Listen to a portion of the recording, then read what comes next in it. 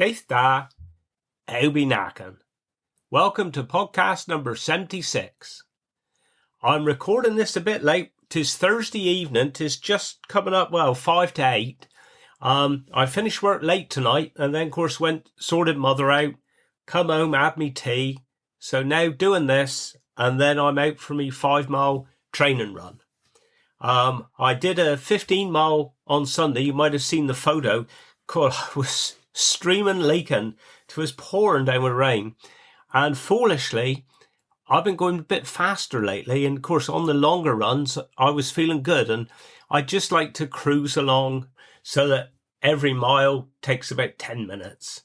But I've been running faster. And I was feeling good. And it was in the low 9s. And foolishly, really, because when I was getting to the last 3 or 4 miles of me run, I was struggling. And I tell you what, that last mile was a blooming long old slog. So this week, when I do my long one, 'tis 16 miles on Sunday, I got to tell myself, slow down. So I did 5 mile on Tuesday, should have run last night, but I come home, I was feeling rough as router. So I went bed early. I didn't run last night. 5 mile tonight. I should really be running tomorrow night, but 'tis the Weybridge Coasters, 'tis the cycling group here in town, 'tis the AGM, and 'tis our place. And I haven't been cycling, to be honest, for ages with them. The running seemed to have took over, but it'd be lovely to see them all there tomorrow night at the meeting. But of course, that means I can't run tomorrow. But then I'm thinking I might do me long run on Saturday, because I haven't got any funerals this Saturday. So that's the plan anyway. I'd also like to thank publicly Lynn Hughes, dear of her. I did put a photo on my Facebook page. She was going through her nan Clyde's autograph book, and her nan was good friends with my nan, Violet Hodge, and she sent me a photo of me nan's autograph back in 1923, so over 100 years ago. Fantastic. I do appreciate that, Lynn. And talking about history a long time ago, I did mention last week about the military funerals we had and everything. And on Friday, we did have the funeral for the D-Day veteran. I put a photo on our RJ Bray Facebook page of the 4 standard bearers we had there. And it was quite a touching funeral, really, because they read out extracts of this man's diary of when he was going into war. And just to think he was 18 years old, basic training. Next thing you know, you can jump out of an airplane into a foreign country, fighting the enemy. Very, very touching. It brings it all home, really. And as far as funerals go this week, we have been a little bit quieter. I did see an old classmate of mine on Monday when we had her late father's funeral down at Padstow. And then in the afternoon, you would have seen on our website and Facebook another young chap that we brought back from Qatar. And it's something is very straightforward, really, to bring people back from abroad. The only times that sometimes it can be a little delayed is if you've got to translate all the documents that come back. But it's a lot more straightforward than it used to be. And then amongst our other funerals this week, today, you would have seen that dear Nigel had passed away, same age as me, one of the original fisherman's friends. And for his last journey, we went down through Port Isaac one last time, down Churchill, which we've done a few times with Erse now, and there's only about an inch to spare either side in some of the cottages there. At the graveside, the sun was shining. 'Twas handsome. And then on the way home in the Erse, Char was driving, and crumbs, we got about 2 miles away from Endelion, and we had a hailstorm. So we were so lucky with the weather. And as a family, we did have some good news this week. Our daughter Daisy got engaged to Jamie. So fantastic. Congratulations, you pair. Proper job. And Jamie actually proposed down west. Now, there's a story behind this because it was his birthday the next day. And Dave said, what do we want to do for your birthday? And he said, well, I'd like to go to all the places that's named in the song Cornwall My Own. which all those places are down west. We're up North Cornwall. So they went down and they had a photo done at all the places. And if I'd only thought of it, I could have messaged Harry Glasson that wrote the song, to see if he could have met up with them just to have a quick photo. But yeah, nice little touch really. But yep, congratulations to they pair. So now over to me interview for this week and next week too. Dear Bill Pearce, I popped up to his house up Treburley there, up near Lanson, last week. Spent a lovely afternoon up there, and the interview went really well. So I'm sure you'll enjoy it. The one thing I will say, when I was listening back to it, Bill is talking early on about when he had to walk to school every day, and his mother was pushing his baby brother in the pram. And I noticed twice he did say Paul. And of course, I know he meant Merv, because Merv was his brother and Paul was Bill's son. So when you hear him say Paul, he means Merv there. But 'tis a lovely interview, very interesting. I know you'll enjoy it. So I'll hand over to Bill now, and then I'll speak to you directly with me Cornish dialect and me Cornish word of the week. So here 'tis. Get on, Bill. How be knacking? Well, get in there, boy, I suppose. No better times, but yeah, must be grateful and right side the grass. You're still going, that's the main Still thing. going, that's the main thing, dear Lovely. boy. Well, thank you for meeting me today. Lovely to have you here, lovely. I think if we start at the beginning, Yeah. where you was born to, perhaps a bit about mother and father and brother, is that all right? Yeah, fine, yeah. Yeah. Well, mother and father, they was both Davistol families. Yeah. Mother was born at Victoria, where you turned to go out milk factory. Oh, yeah. And father's people farmed Trusplat. Yes. Their romance, mother once told me, began at Camelford Carnival. Did it? They were in the queue waiting for the shows to go by. Yeah. And father accidentally stood on her toe. Oh, no. And apparently that's where it all started. And well, they obviously came together and they married at Davistol Church in 1933. Right. For some reason, which I've never found out, the cottage at Illas was left to Dad by his grandfather. Right. Which caused family problems with his brother and sister at one time, but never mind, that was the position. Yeah. Now, by modern standards, it would have been condemned. It was a slum, by modern standards. I see. But it had been there from the late 1700s on the old coach road that went up to what's now the Bodmin Road. Yeah. But there was no water, no electric. It was a bucket and chocolate loo halfway down the garden. Yeah. In winter, you could scrape the ice off the inside of the bedroom windows. Blimey. But it was home for them, and that's where they Yeah. started their married life. And, well, they both ended their lives there. But Yeah. they were quick off the mark. I was born 10 months later. Right. In August 1934, down in the front room there. Yeah. They christened me William Eric, Yeah. and for 24 years, I lived with the name Eric. Right. In fact, close members of the family still call me Eric. I never liked that name. No. Mother had an old book hanging around entitled Eric or Little by Little. Right. And I could never work out whether that was a compliment or a criticism. Oh. So in 1960, I became Bill. Yeah. I took on the name Bill. Yeah. In 1938, Merv was born, and Mum told me I was intensely jealous of him. And her told me the day are putting in his carry cot on the kitchen table whilst I went out the line to put some washing out. Yeah. And whilst I was out there, I heard a scream.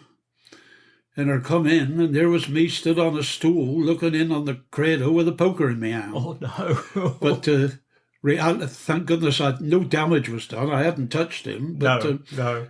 And we grew up very close brothers till his death. Yeah. Then in 1939 was a very significant year. Dad went off to war, and I started school at St. Teath, mile and a half away. Right.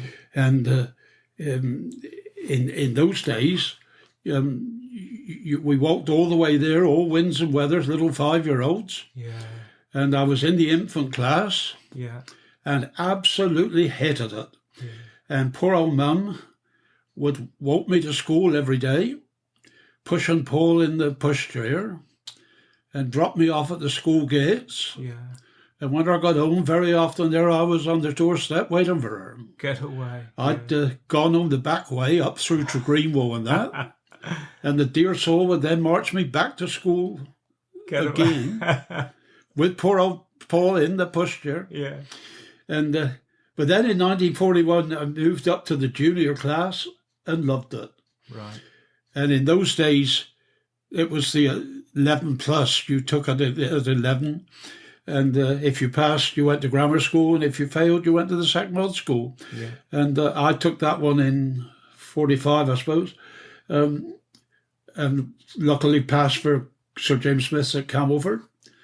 Now, that was 3 miles up the road. That was before the days of any school buses or anything. Yeah. And we pushed back to school, all winds and weathers. And if you were 5 minutes late, you stayed in for 30 minutes detention at the end of the day. Get away. Come 1950, I took the newly introduced General Certificate of Education exam. Yeah. And luck was on my side. I managed to get 7 passes, which qualified me to go to college to train to be a teacher.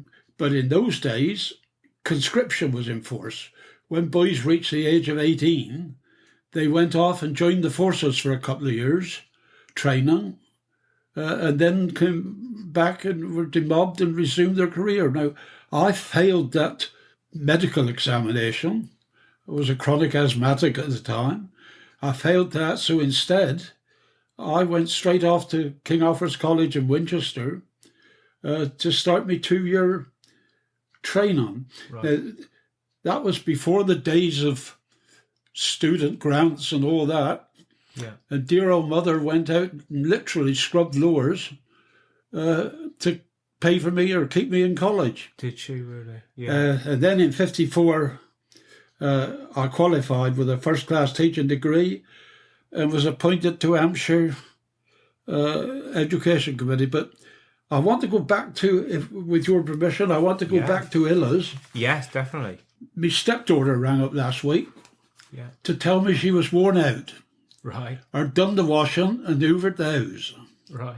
And or caught me on a raw moment, and I couldn't resist telling her I didn't know what work was. Oh. I said, because the hardest job you had today was putting your washing in the washing machine and then put it in the spin dryer to dry it. Yeah.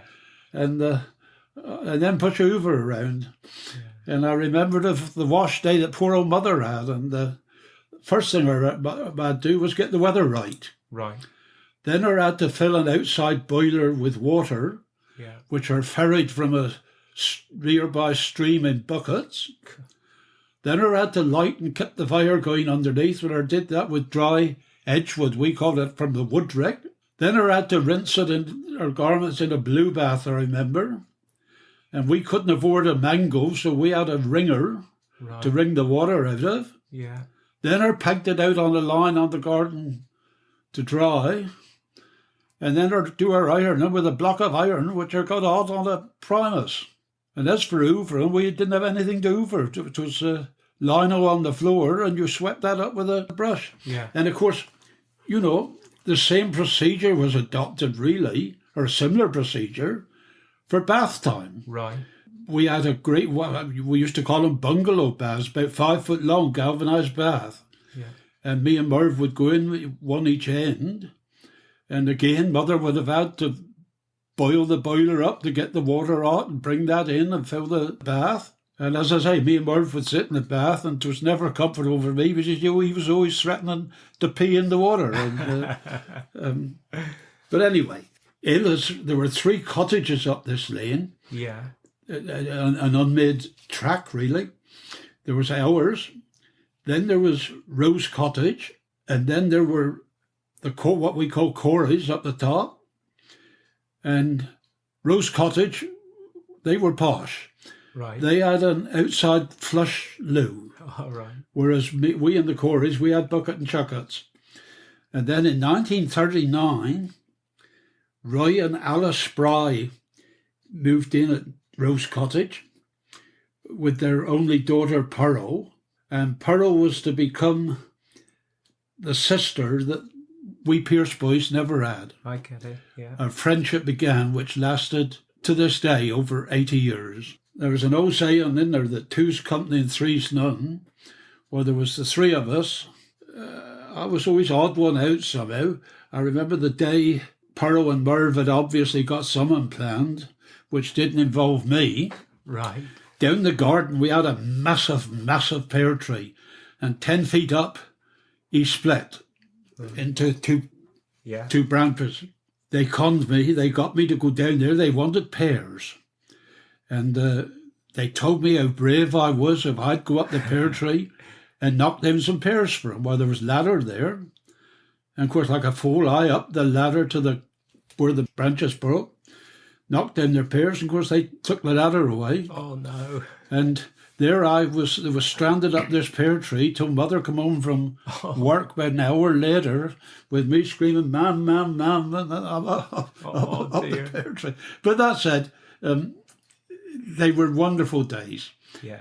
Now, living up the top house, as I said, was the Coreys, Claude and Elsie, and they had one son, Ken, and I suppose it was inevitable. Pearl and Ken struck up a relationship, friendship, which ended with them being married at St. Teath in 1956. Right.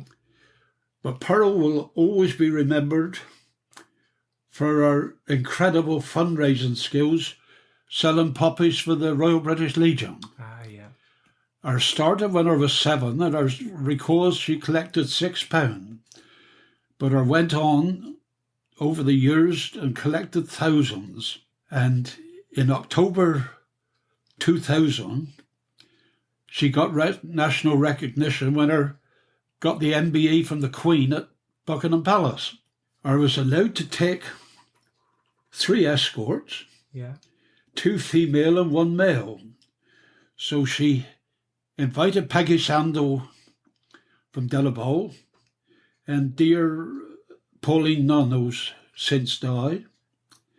Now, poor Ken had passed away earlier that year, 9 months before, in January. Right.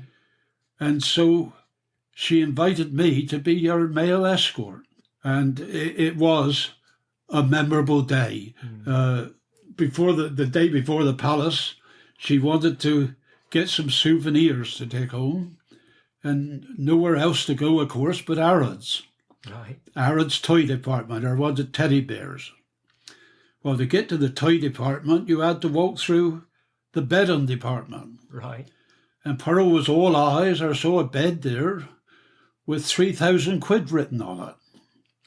Well, I thought that was horrendous until we pointed out to her that was the price of the counterpane. The bed was 12,500. But anyway, came that wonderful day when we went to the palace. And it's true to say, Pearl did seem to take a few more seconds talking to the Queen than anybody else. Right. And there was a rumour at the time that I invited Her Majesty to join the Cornwall Air Ambulance Lottery, but that's never been confirmed or denied. Brilliant. But Evie and I will never forget one particular act of kindness. A week before Rob died in the Royal Free Hospital in London, that dear girl travelled all the way up from St. Teath, found her way to North London, stood for a few minutes, but waving to him through his ward window, and then went out and caught the bus and went all the way home again. Get away. Incredible woman. Yeah. So that was Pearl. But back to teaching. In 1956, I was appointed head of history at a large secondary modern school at New Alresford in Hampshire.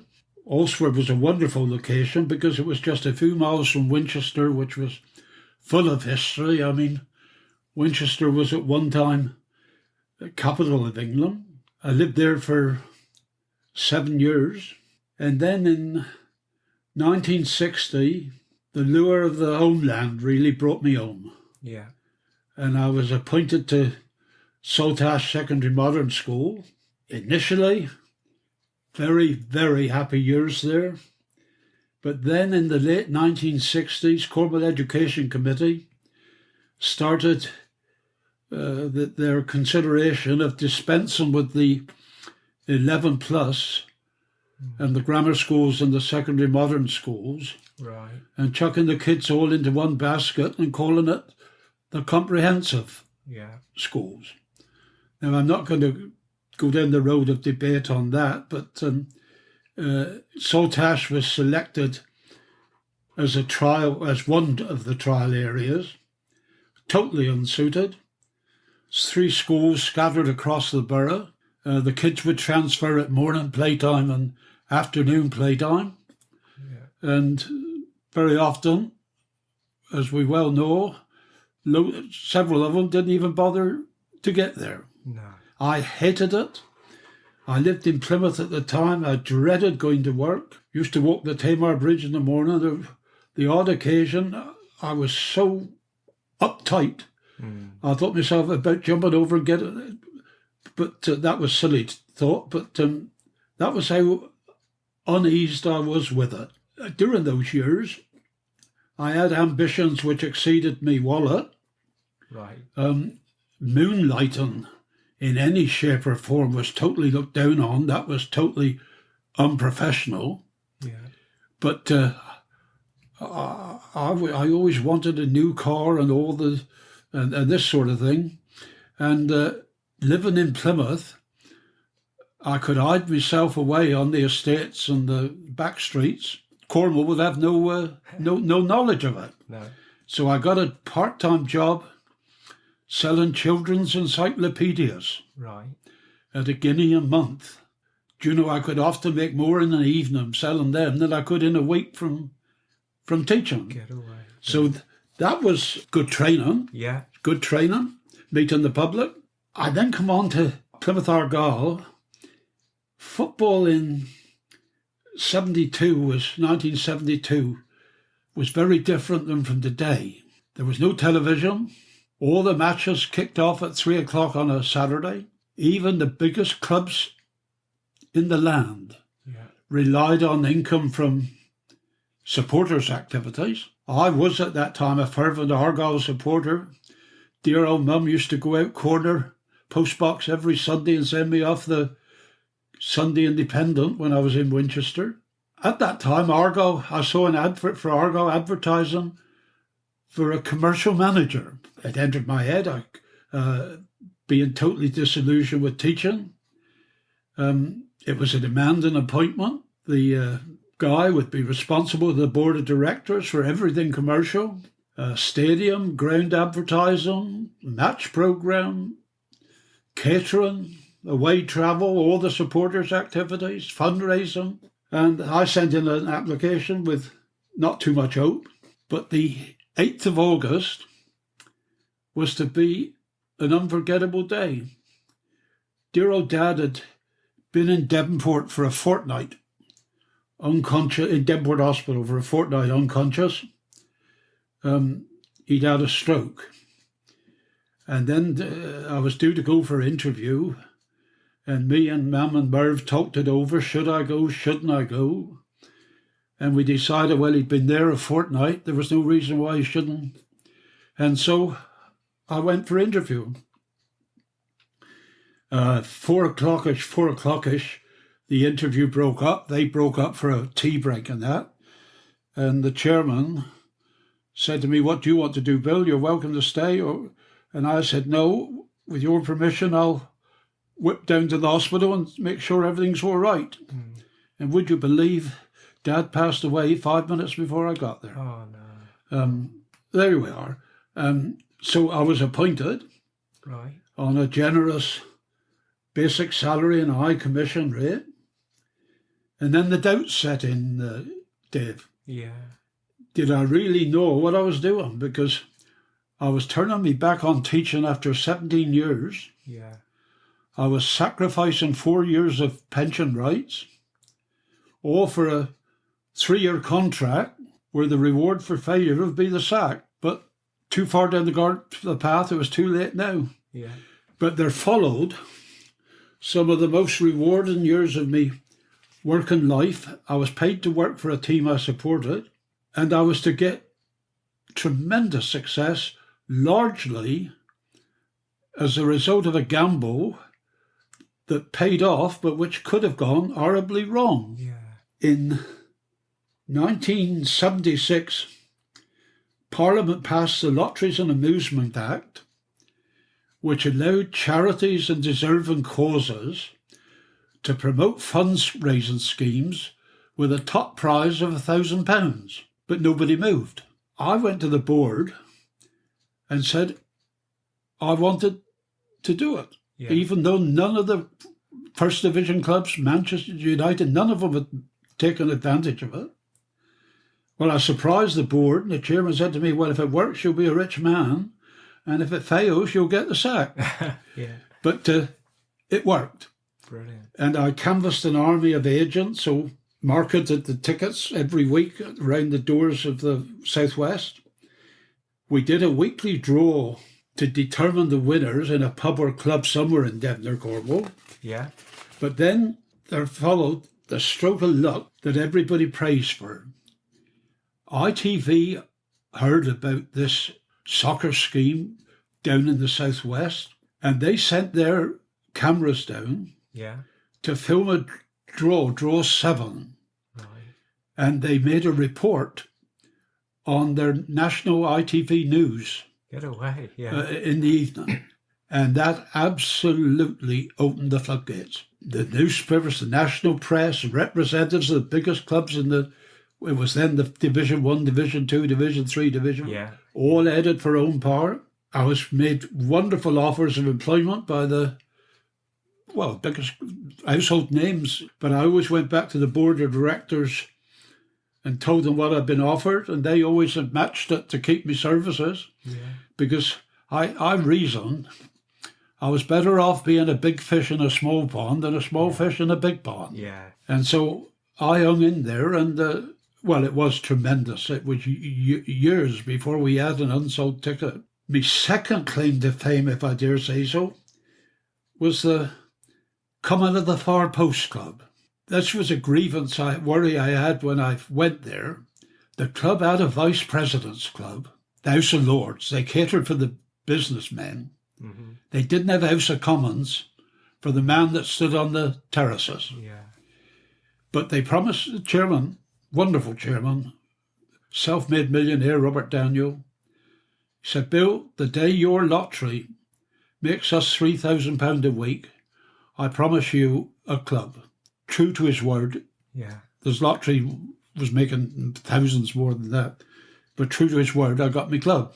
The fruits of my labour at the time really was a high income and a lifestyle a boy from Illas could never really have dreamed about. First class travel, staying in the best hotels, 23 Wembley finals, to mention but a few. But the biggest reward of all was I found my wife there. Dear old Evie was PA to my predecessor. Clearly with my appointment, he lost his job. Yeah. And she was loyal to him and was proven uncooperative to me. Yeah. And so uncooperative, I went to the board of directors and told them of my problem. Well, they were straight to the point, get rid of her. Well, I couldn't be that cruel, so I married her instead. But we married, and on the 11th of August 1974, with a bit of help from me, she cleverly made me a dad for the first time at the ripe old age of 40. A beautiful son that we called Robin. And 3 years later, we did it again with a dear boy that we called Paul. Well, thank you, Bill. That was proper. I hope you enjoyed that as much as I did, and we'll have our next part with Bill next week. I thought for me Cornish word of the week, seeing that I'm recording this on the 29th of February, so 'tis leap year, I do the Cornish for leap year, which is Blethan Lamb. Blethan Lamb. And for me dialect of the week, 'tis a variation on what I say to ye at the beginning of every episode these days. When I say, "I'll be knacking," because I was talking to somebody at the funeral today about how we're all getting older. One bit of dialect, which you would say if like you getting on in years, is you say, "Christ, you knacking on." So I thought that would be me dialect for this week, knacking on. So there we go. Right, well, I'll leave you now. I'm now going to get dressed. It's now 8:30, so I'm now going to get me running gear on. 'Tis blimmin' cold outside. I don't know if 'tis raining. 'Tis dark. I can't see. But I'm going to head out and trudge around Wadebridge. So I'll leave you till next week. Hope you have a good week. Wish you well. Do Guinness. Cur nobis ficken.